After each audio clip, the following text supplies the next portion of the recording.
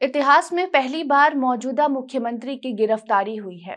दिल्ली से अचानक ही खबर आती है कि सीएम अरविंद केजरीवाल को ईडी की टीम ने अपने साथ उठा लिया है। दिल्ली के शराब घोटाले में मुख्यमंत्री अरविंद केजरीवाल को ईडी ने गिरफ्तार कर लिया है। गिरफ्तारी के ठीक पहले गुरुवार शाम को ईडी की टीम अरविंद केजरीवाल के घर पहुंची थी। करीबन 2 घंटे तक ईडी की टीम ने सीएम केजरीवाल से पूछताछ की और फिर अरविंद केजरीवाल को गिरफ्तार कर लिया गया। क्यों हुई गिरफ्तारी? क्या है शराब मामला जिसमें लगातार अरविंद केजरीवाल को समन पर समन ईडी भेजती रही, मगर केजरीवाल टस से मस नहीं हुए। खबर में ये भी जानेंगे कि क्या कोई मुख्यमंत्री जेल जा सकता है या जेल से पहले उसे इस्तीफा देना होगा। अब नमस्कार, आप देखना शुरू कर चुके हैं दी क्लियर कट और मैं आपके साथ वंदना। दिल्ली के मुख्यमंत्री अरविंद केजरीवाल को ईडी ने गिरफ्तार कर लिया है। ईडी के जॉइंट डायरेक्टर लेवल के अफसरों ने सीएम केजरीवाल से उनके आवास पर शराब घोटाले मामले में करीबन 2 घंटे तक पूछताछ करने के बाद अरेस्ट कर लिया। टीम के द्वारा अरविंद केजरीवाल का मोबाइल जब्त कर लिया गया है और घर के बाहर भारी पुलिस बल की तैनाती भी की गई है। रैपिड एक्शन फोर्स को केजरीवाल के घर के बाहर तैनात कर दिया गया है। आम आदमी पार्टी के किसी भी मंत्री का अंदर आना जाना मना है।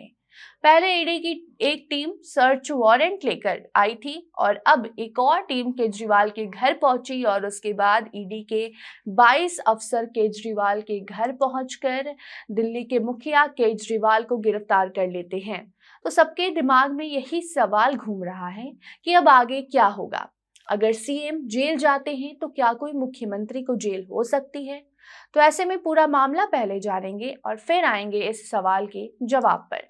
तो क्या है शराब घोटाला मामला जिसमें ईडी ने अरविंद केजरीवाल के ऊपर आरोप लगाया है और उन्हें अब गिरफ्तार भी कर लिया है। तो ऐसे में बता दें कि दिल्ली के सीएम अरविंद केजरीवाल को कथित तौर पर शराब घोटाले मामले में ईडी ने गिरफ्तार किया है। अरविंद केजरीवाल पर दिल्ली की आबकारी नीति 2021-22 में शराब कारोबारियों को गलत तरीके से फायदा पहुंचाने और उसके बदले में 100 करोड़ की रिश्वत लेने का आरोप है।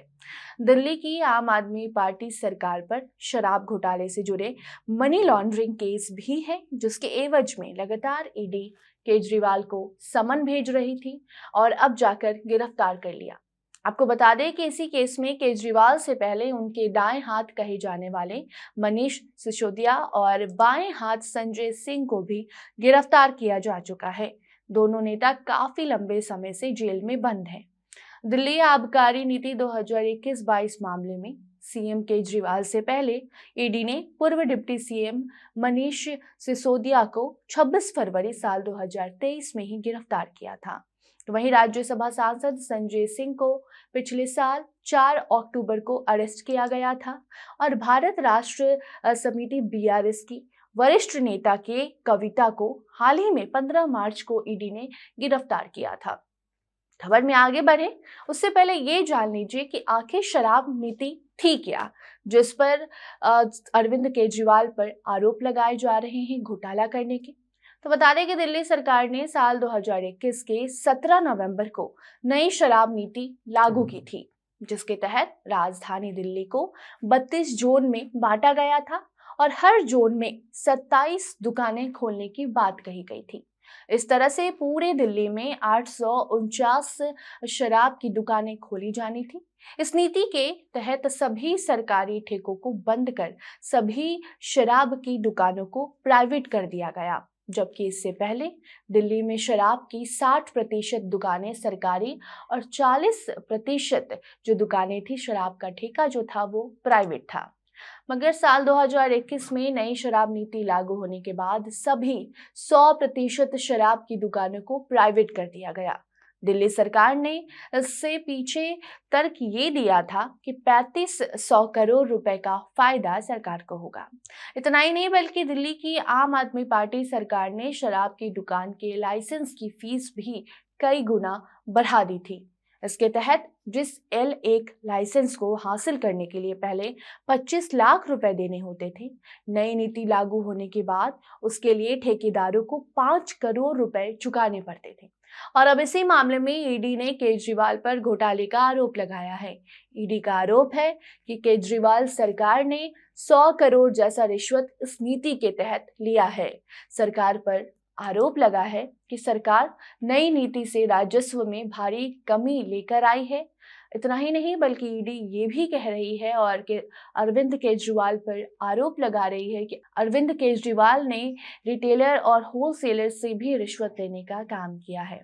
ईडी की जांच में ये भी सामने आया कि पहले जहां आबकारी नीति में 6% का मार्जिन प्रॉफिट था, उसे अरविंद केजरीवाल की मंजूरी से 12% कर दिया गया था।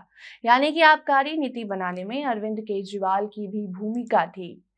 ईडी ने अरविंद केजरीवाल को इस मामले में पूछताछ के लिए 9 बार समन भेजा था। भले बीते रात केजरीवाल की गिरफ्तारी हुई हो, मगर इससे पहले ईडी की ओर से दिल्ली के सीएम को 9 बार समन भेजा जा चुका था, जिसे सीएम अरविंद केजरीवाल ने नजरअंदाज किया। पहला समन पिछले साल 2 नवंबर को भेजा गया था, फिर 22 दिसंबर, फिर 3 जनवरी, 18 जनवरी, 2 फरवरी, 19 फरवरी, 27 फरवरी, 4 मार्च और फिर 21 मार्च को 9वां समन जारी किया गया, जिसके बाद ईडी ने 2 घंटे की पूछताछ के बाद सीएम अरविंद केजरीवाल को अब गिरफ्तार कर लिया है। अब आगे कोर्ट में ईडी केजरीवाल को पेश करेगी। कोर्ट तय करेगी कि केजरीवाल का भविष्य क्या होगा, जेल जाएंगे या फिर गद्दी संभालेंगे।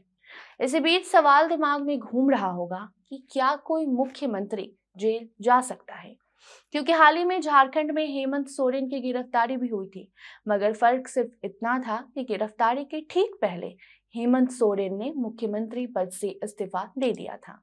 मगर केजरीवाल को गिरफ्तारी के बाद भी दिल्ली सरकार में मंत्री आतिशी ने कैमरे पर साफ कहा है कि अगर मुख्यमंत्री केजरीवाल जेल भी गए तो भी वो सरकार जेल के अंदर से चलाएंगे। अब आतिशी के इस बयान से ये सवाल उठना लाजिमी है कि क्या किसी मुख्यमंत्री को जेल से सरकार चलाने का अधिकार होता है?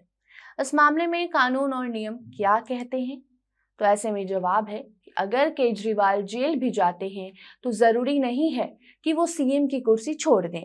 भारतीय संविधान का अनुच्छेद 361 के तहत देश के राष्ट्रपति और राज्यपाल को पद पर रहते हुए गिरफ्तार या फिर हिरासत में नहीं लिया जा सकता है। उनके खिलाफ कोई आदेश भी जारी नहीं हो सकता है। सिविल या क्रिमिनल दोनों ही मामले में उन्हें छूट मिली होती है। हालांकि ये छूट किसी मुख्यमंत्री या फिर प्रधानमंत्री को केवल सिविल मामलों में मिली हुई है। क्रिमिनल मामलों में गिरफ्तारी हो सकती है, मगर जरूरी नहीं है कि पद से इस्तीफा दिया जाए। किसी भी मुख्यमंत्री या मंत्री को केवल जेल जाने से इस्तीफा देने की जरूरत नहीं पड़ती। यहाँ पर बात आरोप और दोष सिद्ध हो जाने की होती है। जब तक व्यक्ति केवल आरोपी है तो कानूनी रूप से उसे पद से नहीं हटाया जा सकता है। मतलब ये है कि जेल के भीतर से भी वो सरकार चला सकता है। उदाहरण के लिए बता दें कि देश में कई ऐसे नेता हैं जो जेल में रहते हुए भी चुनाव लड़े और जीते भी। हालांकि अगर दोष सही साबित हो जाता है तब आरोपी को पद से हटाया जा सकता है और फिर आगामी 6 साल तक चुनाव लड़ने पर पाबंदी भी लगा दी जाती है। ऐसे में ये तो साफ है कि अगर अरविंद केजरीवाल जेल भी जाते हैं तो भी वो इस्तीफा नहीं देंगे। हाँ, मगर आरोप सही साबित हो जाता है तब केजरीवाल को गद्दी त्यागना होगा, उनके गद्दी पर खतरा मंडराने लगेगा। तो खबर आप द क्लियर कट पर देख रहे थे। कोई नई जानकारी आती है तो आपको हम बताएंगे। धन्यवाद।